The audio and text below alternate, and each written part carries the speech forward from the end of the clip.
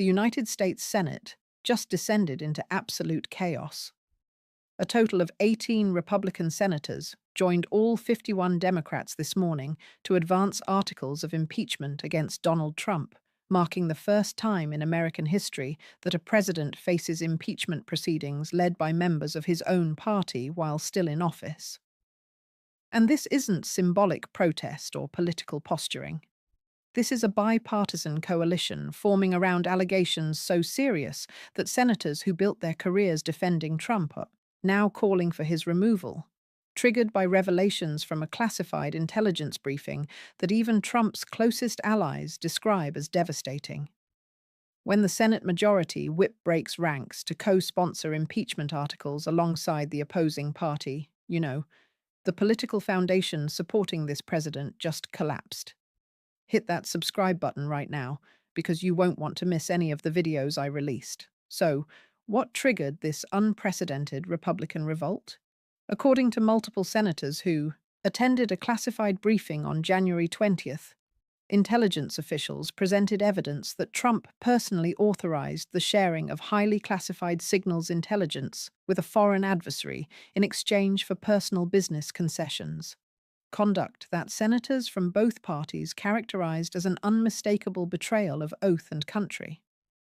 Sources familiar with the briefing say the evidence includes intercepted communications, financial records, and testimony from national security officials who witnessed the exchanges. This isn't just another impeachment driven by partisan differences or policy disputes. Constitutional scholars are calling this the most serious threat to a sitting presidency since Watergate. And believe me, when Republican senators who voted to acquit Trump in 2 previous impeachments now lead the charge for his removal, something catastrophic has fractured the party beyond repair. Here's the full picture of what's been unfolding. Tensions have been building since early January when the Senate Intelligence Committee, led by Chairman Mark Warner and Vice Chairman Marco Rubio, began investigating unauthorized disclosures of classified information.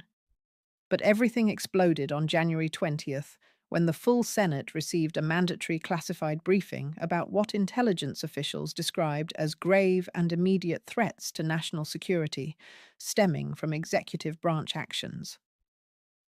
The briefing, conducted in the Senate's secure facility by Director of National Intelligence Avril Haines and NSA Director Timothy Hoff, lasted 4 hours and left senators from both parties visibly shaken. According to senators who spoke to reporters immediately afterward, the briefing detailed a pattern of conduct spanning 6 months, where Trump allegedly provided classified signals intelligence about U.S. capabilities in the South China Sea to representatives of a foreign government in exchange for approval of Trump Organization development projects worth an estimated $2 billion. The intelligence presented, reportedly, included decrypted communications between Trump and foreign officials, financial transfers tracked by Treasury Department investigators, and sworn testimony from 4 separate national security officials who reported the conduct through proper whistleblower channels. What makes this particularly explosive is the nature of the intelligence allegedly shared. According to Senator Angus King, who chairs the Intelligence Committee's Cybersecurity Subcommittee, the classified information Trump allegedly disclosed compromises ongoing military operations, reveals intelligence collection methods that took decades to develop, and exposes human sources whose lives are now in jeopardy. This wasn't about political disagreements over foreign policy or even questionable judgment. This was about allegations that the President of the United States traded national security secrets for personal financial gain. Smash that like button if this is making sense so far. Here's where it really gets serious. Within 2 hours of the classified briefing ending, Republican Senator Mitt Romney called an emergency meeting of what he termed concerned Republicans in a secure conference room. According to staffers who were present in the hallway, 17 Republican senators attended that meeting, including Senate Majority Whip John Thune, Senate Judiciary Chair Lindsey Graham, Senator Marco Rubio, Senator Lisa Murkowski, Senator Susan Collins, Senator Bill Cassidy, and Senator Todd Young. The meeting lasted 90 minutes, and what happened inside, according to multiple senators who later spoke on condition of anonymity, was described as the most emotional and consequential gathering of Republican senators in modern history. Senator Romney began the meeting by stating plainly, according to sources who recounted his remarks, "We have just seen evidence that the President of the United States has betrayed his oath of office for personal profit. If we do not act, we make ourselves complicit in that betrayal. History will judge us by what we do in the next 48 hours." The room fell silent. Senator Lindsey Graham, who has been one of Trump's most consistent defenders, reportedly stood and said, his voice breaking, "According to witnesses, Mitt is right. I've defended this president through everything. I've explained away conduct that made me uncomfortable because I believed he was pursuing legitimate policy goals. But what we saw in that briefing room, that's not politics. That's not policy disagreement. That's treason by any reasonable definition of the term." According to senators present, Graham's statement changed the tenor of the room immediately. Senator Marco Rubio, sitting on the Intelligence Committee and having access to even more detailed information, reportedly added, "The intelligence is irrefutable. There are intercepts, there are financial records, there are witnesses who will testify. If we don't impeach for this, we're saying there's nothing a president can't do. Drop a comment right now if you saw this coming." I read every single one. Now, things get absolutely explosive. By 1800 p.m. that evening, the group of Republican senators had drafted articles of impeachment. An extraordinary step given that impeachment traditionally originates in the House. But according to Senator Romney, who later explained the decision in a press conference, the House is controlled by Republicans who have shown they will not hold this president accountable. The Senate has a constitutional duty to act when we have direct knowledge of high crimes. We are fulfilling that duty. The articles of impeachment released to the public at midnight on January 21st contain two charges. Article 1 alleges betrayal of national security for personal gain, specifically charging that Trump did knowingly and willfully disclose classified intelligence regarding United States military capabilities and operations to representatives of a foreign power in exchange for business concessions benefiting Trump Organization entities. Article 2 alleges obstruction of congressional oversight, charging that Trump did direct executive branch officials to withhold information from Congress regarding the aforementioned disclosures and did instruct witnesses to refuse congressional subpoenas. But the truly devastating part of the impeachment articles is what's included in the supporting documentation. The articles reference classified annexa, a sealed document that contains specific evidence available only to senators with appropriate clearances. However, the public portions of the articles quote extensively from declassified portions of intelligence reports. One paragraph states, "On August the 12th, 2024, during a meeting at the President's private club, intercepted communications revealed the President disclosed to foreign official name redacted the precise capabilities and locations of specific intelligence collection system. Redacted information classified at the top secret SCI level in exchange for foreign government approval of Trump Organization. Development project name redacted." Another paragraph details financial flows.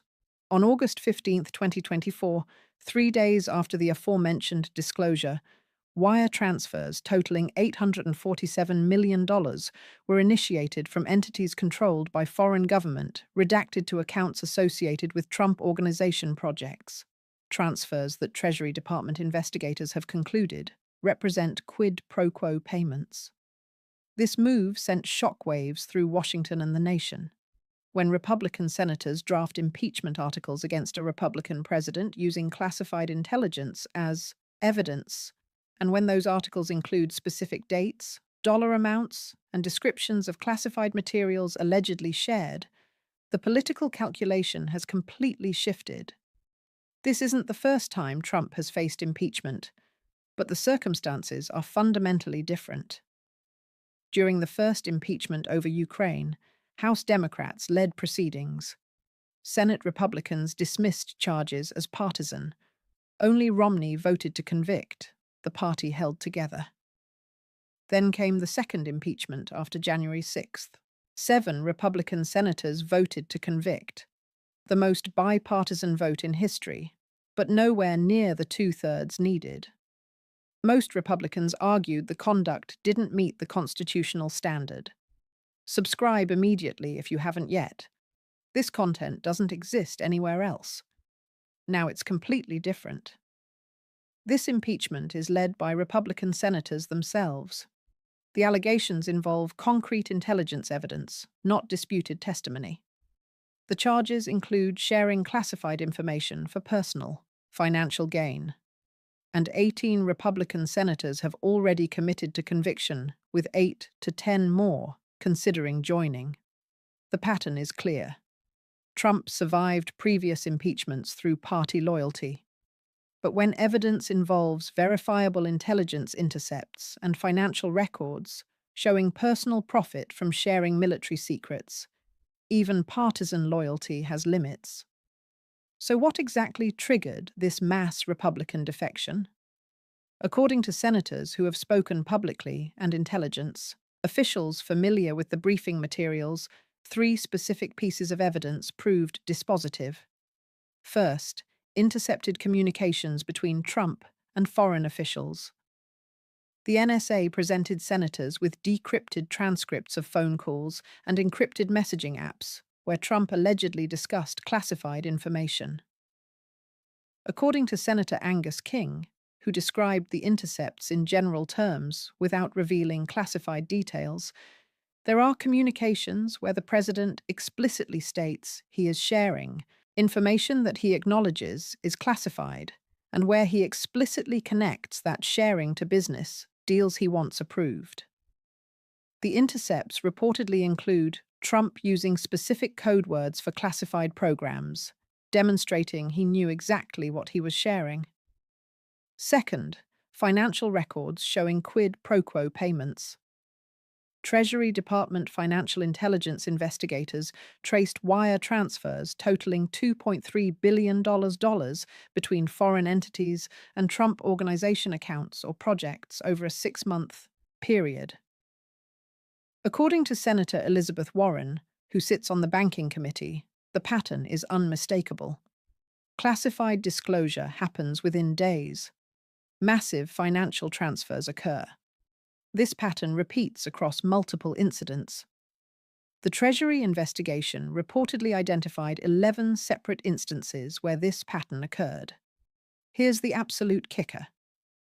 The third piece of evidence involves testimony from national security officials who witnessed the conduct and reported it through proper whistleblower channels. 4 separate officials, including 2 military officers, 1 NSA analyst, and 1 White House national security staffer, filed protected disclosures describing instances where Trump discussed sharing or actually shared classified information. In context, they recognized as potentially connected to business interests. One whistleblower report, portions of which were declassified and included in the impeachment articles, describes a September 2024 meeting where Trump allegedly told advisors they want to know about our satellite capabilities. I'll tell them what they want to know if they approve the Jakarta project. Don't go anywhere. The most explosive part is coming next. And here's what should alarm everyone, regardless of political affiliation. This isn't just about Trump or this specific alleged conduct.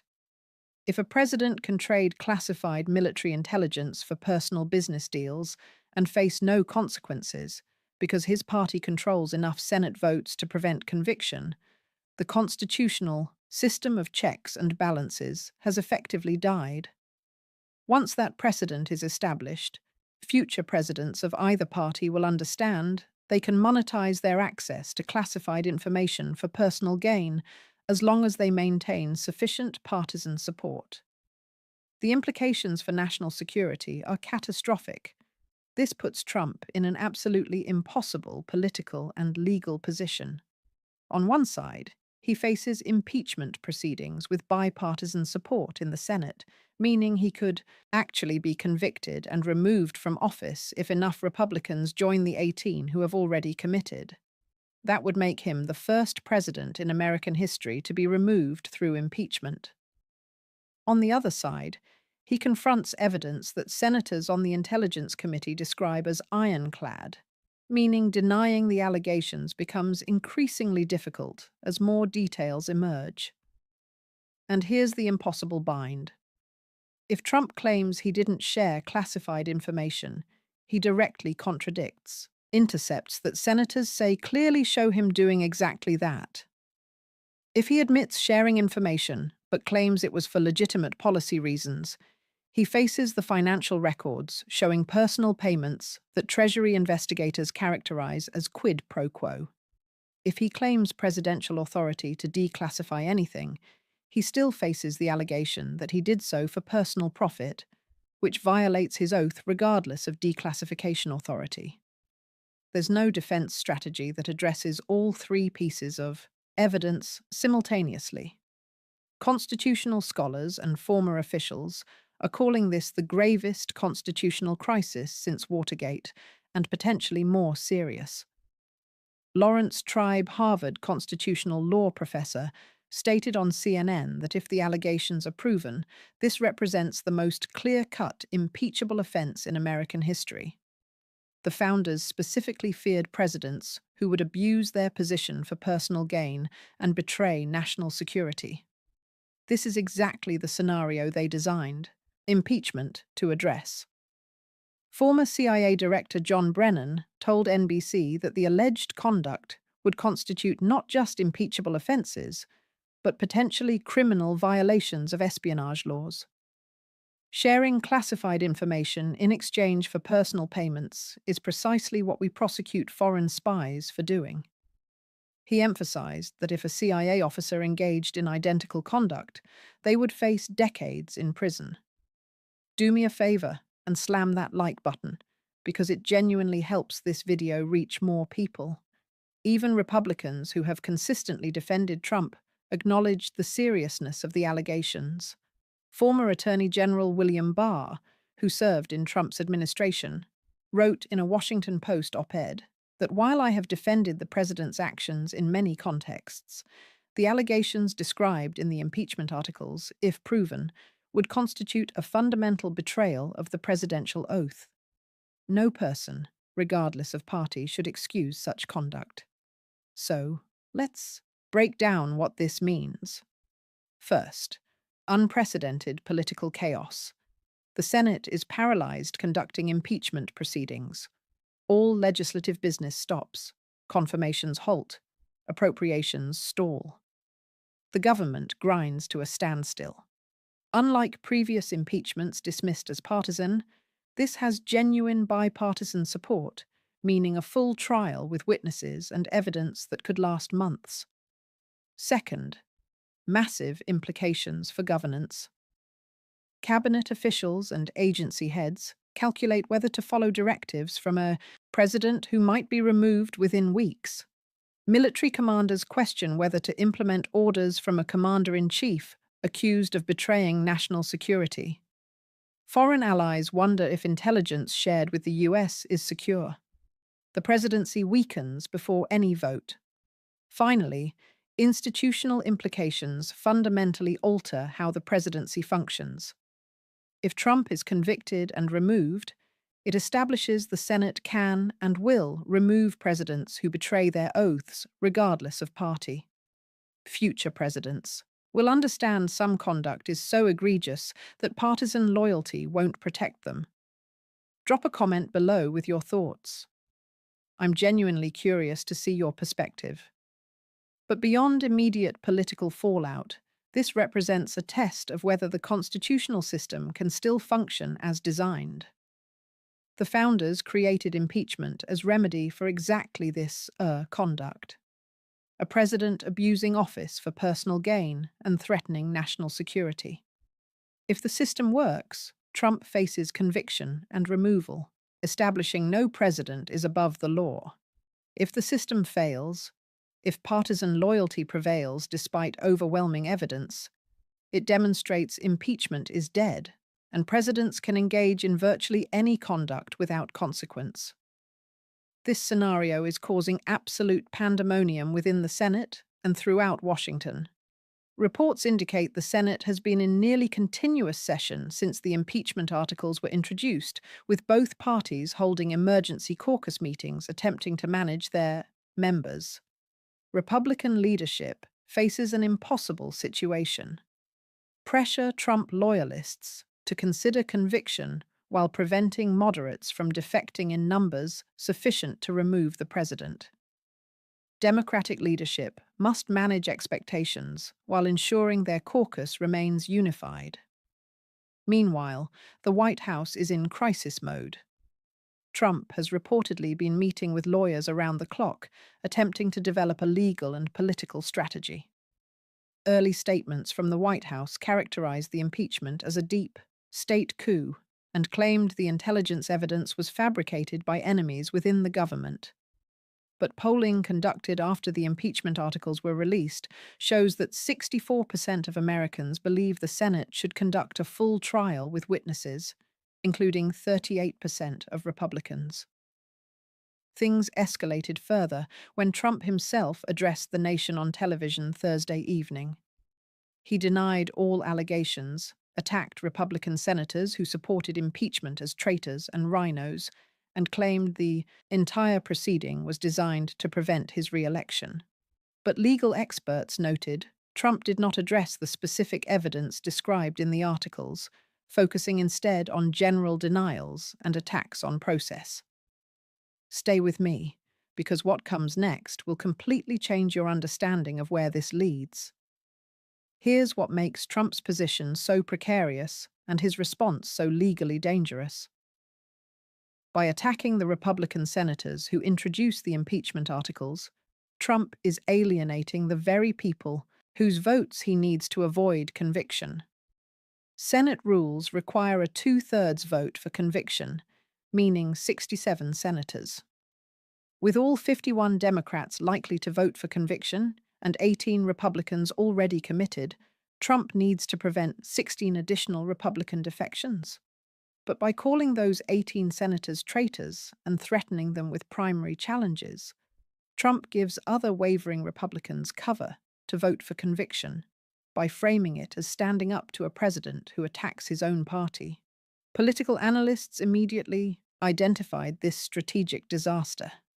Stuart Stevens, a former Republican strategist, tweeted that Trump is doing the Democrats' job for them. Every attack on Republican senators makes conviction more likely, not less. Larry Sabato noted that Trump's response demonstrates the same pattern we've seen before, attacking rather than explaining, which works with the base, but alienates the swing senators whose votes determine the outcome. This goes far beyond one impeachment or one presidency. It's about whether the United States can maintain a system where national security secrets are protected from monetization by those entrusted with them.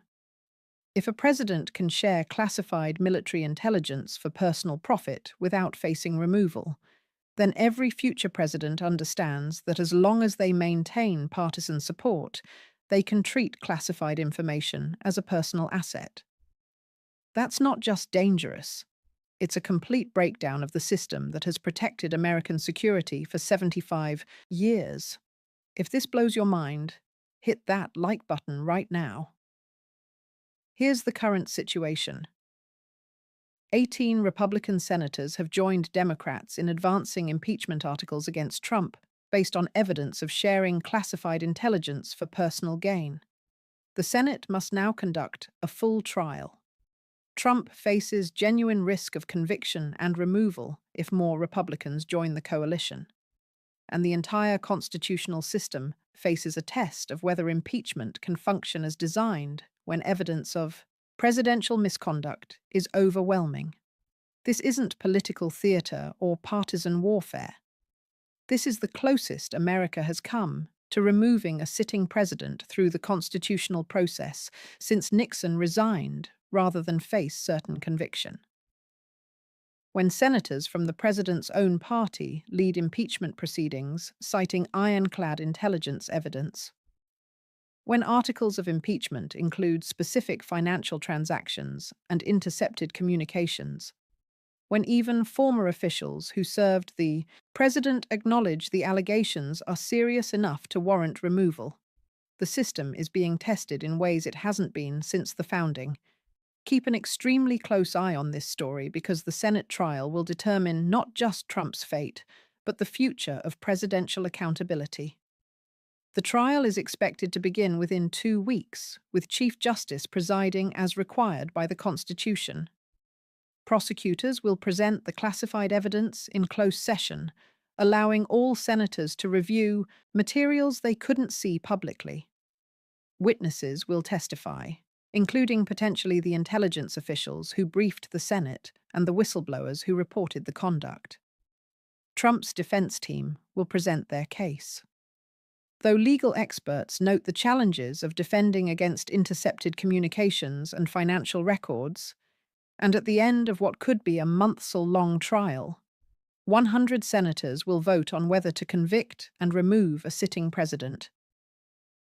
Before we go any further, smash that subscribe button so you never miss content like this, because this constitutional crisis is unfolding in real time and represents the most serious threat to a presidency in modern American history. Here's where things stand right now. The United States Senate, for the first time in history, is controlled by a bipartisan coalition seeking to remove a sitting president from their own party. The evidence they cite includes intercepted communications, financial records, and whistleblower testimony that senators from both parties describe as overwhelming. Trump's political survival depends on preventing additional Republican defections, but his strategy of attacking those who broke ranks appears to be accelerating rather than preventing defection. This isn't just another impeachment that ends in acquittal along party lines. This is a genuine test of whether the constitutional system can remove a president who allegedly betrayed his oath for personal profit. What happens in the coming weeks will determine whether presidential misconduct has meaningful consequences, or whether partisan loyalty trumps all other considerations. The articles have been filed. The trial will proceed, and the nation watches to see if the constitutional system designed to prevent exactly this type of conduct will function as the founders intended. The stakes have never been higher for the presidency as an institution. The evidence has never been more concrete, and the constitutional crisis has never been more immediate. Pause for a second and hit that like button if you're finding value in this coverage.